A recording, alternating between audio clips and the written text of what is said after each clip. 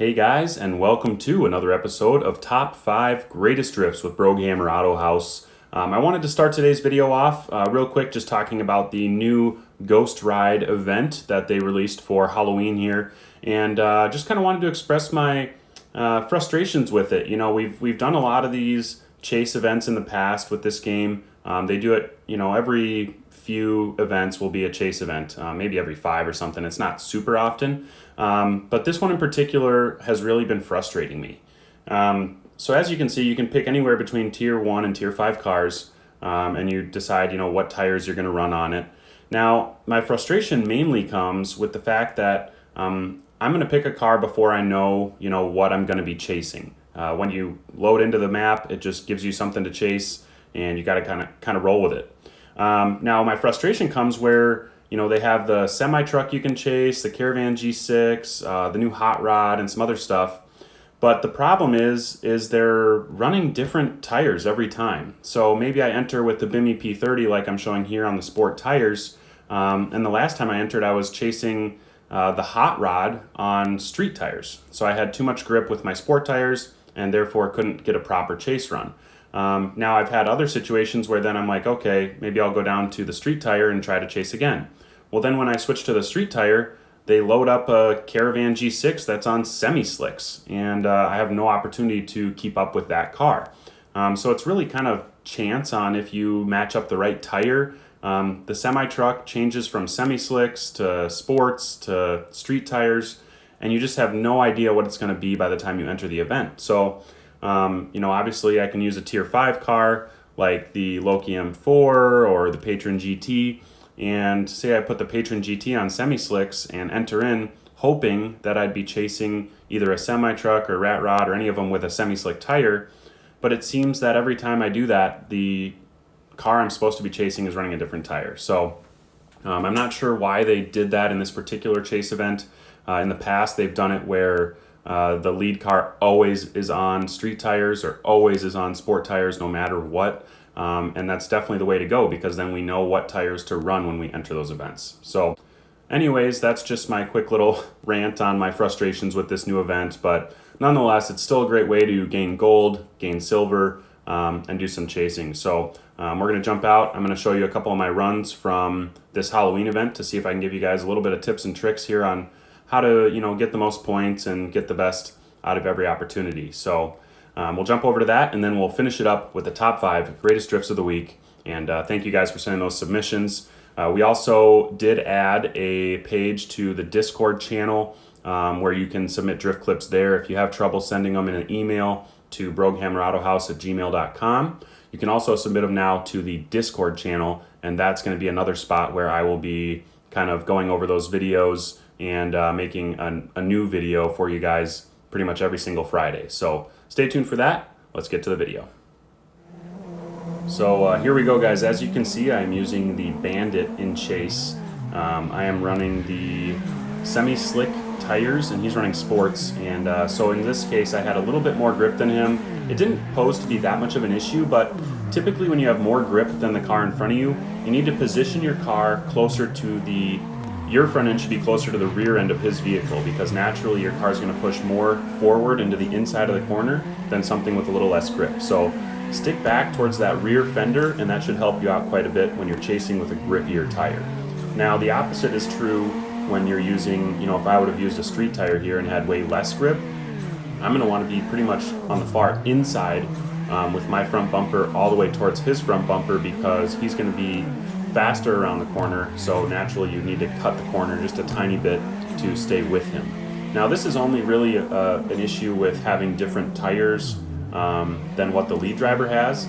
You know, obviously, like I mentioned before, my frustrations with this event and having that issue with the different tires on different cars and changing it, it's just frustrating. And you know, obviously when you have more grip, you're going to need to use a little more handbrake to kind of set your car up and bring it back a little further. Maybe foot brake a little bit if you can.